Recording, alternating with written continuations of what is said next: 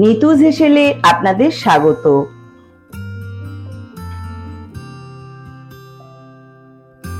আমার বাড়িতে পনিরের এই রেসিপিটা তৈরি হলে না সকলে খুব চেটেপুটে খেয়ে নেয়। প্রথমে কড়াইতে সাদা তেল দিয়ে দেবে,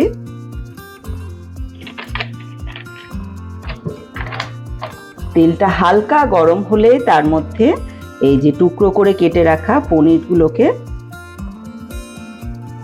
দিয়ে দিতে হবে। খুব বেশি ভাজবো না, অল্প এপিট ওপিট করেই আমি লবণ জলের মধ্যে নামিয়ে নেব।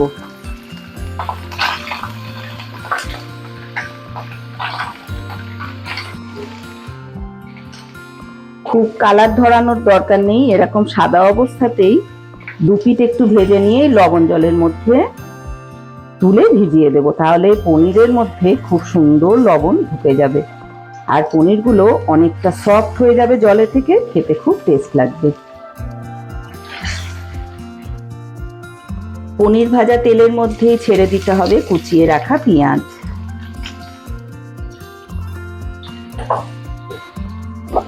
পেঁয়াজটাকে তাড়াতাড়ি নরম করার জন্য অল্প পরিমাণে লবণ।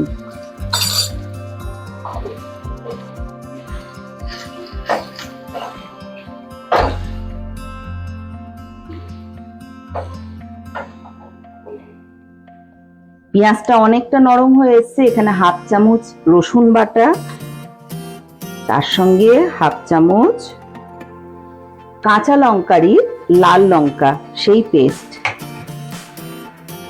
দিয়ে পেঁয়াজের সাথে একটু ভাজা করে নেব, কাঁচা গন্ধটা চলে যাওয়া পর্যন্ত।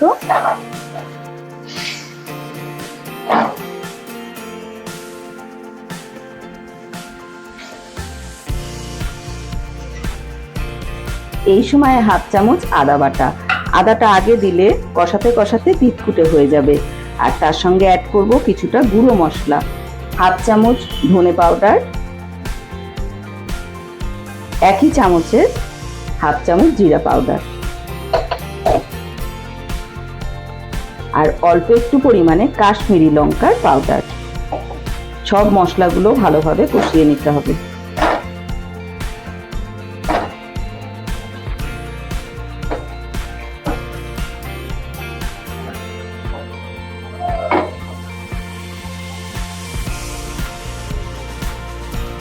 সামান্য পরিমাণে হলুদের গুঁড়ো,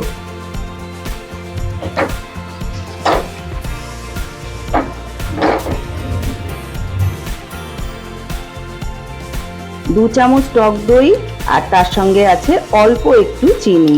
এই চিনি দিয়েই টক দইটা ভালোভাবে ফেটিয়ে নেব। আমি আর আলাদা করে চিনি ব্যবহার করছি না, এই দইয়ের সঙ্গেই ফেটিয়ে নিচ্ছি। সুন্দর মসৃণ করে দইটাকে আমি ফেটিয়ে নেব।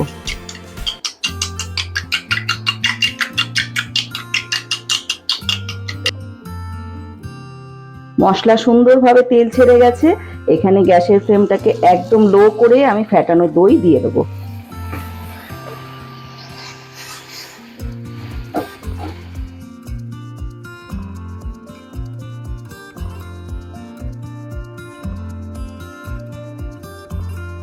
মশলা পারফেক্ট কষানো হয়ে গেছে, তেল একদম উপরে উঠে গেছে। এবারে আমি জল সমেত এই পনিরগুলো ভিজিয়ে রেখেছিলাম সবটুকু এই মশলার মধ্যে ছেড়ে দিলাম।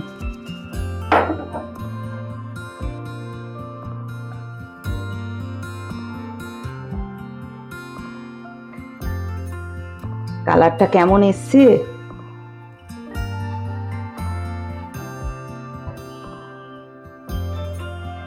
হাফ চামচ গরম মশলার পাউডার দিচ্ছি একদম শেষে এসে। দুটো কাঁচা লঙ্কা, ঝালটা তোমরা নিজেদের স্বাদ অনুযায়ী দিয়ে দেবে। অলমোস্ট রেডি হয়ে গেছে আমার পনির। ওপর থেকে ছড়িয়ে দেব কাসুরি মেথি।